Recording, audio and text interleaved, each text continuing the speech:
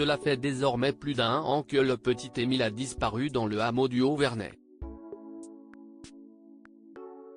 Selon les enquêteurs, la piste criminelle est toujours d'actualité et de nouveaux éléments ont été ajoutés au dossier. Les analyses des ossements du petit garçon vont s'avérer cruciales. Le petit Émile était parti en vacances chez ses grands-parents dans le hameau du Haut-Vernay avant de s'évaporer dans la nature sans laisser de traces. Le 30 mars 2024, ces ossements étaient retrouvés dans la nature par une randonneuse, à seulement quelques kilomètres du domicile familial. Interviewé par BFM TV, Jean-Luc Blachon, le procureur du tribunal judiciaire d'Aix, a confirmé que l'hypothèse criminelle était bel et bien toujours envisagée dans cette affaire. L'enquête reste en cours, tout comme les expertises génétiques, et les juges d'instruction poursuivent leurs analyses techniques. L'hypothèse criminelle demeure plausible, a-t-il déclaré.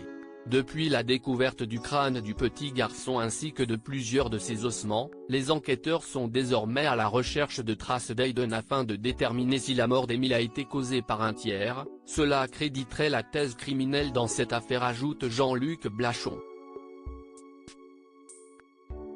Par ailleurs, un autre élément crucial pour les enquêteurs est de savoir si les ossements ont été déplacés, de manière volontaire ou non, après le décès, ou s'ils se trouvaient là depuis la mort du petit garçon. L'aspect des os et des dépôts sur ces os permet d'affirmer qu'ils n'ont pas été enfouis et qu'ils ont été exposés longtemps aux variations météorologiques et aux intempéries, avait-on également appris.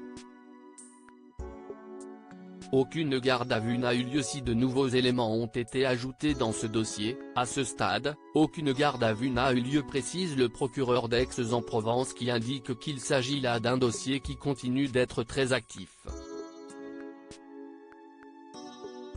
Pour rappel, les enquêteurs ont par ailleurs appris que le petit Émile avait une petite sœur, Alaïs. On a vraiment travaillé plutôt sur la composition de la fratrie. On a découvert par exemple qu'Émile avait une petite sœur, ce qu'on ne savait pas au départ, que ses parents étaient très jeunes, mais qu'en fait, la famille était surtout gérée par le grand-père et la grand-mère. Surtout le grand-père, révèle un podcast de BFM TV. Un grand-père qui avait éveillé tous les soupçons à l'époque.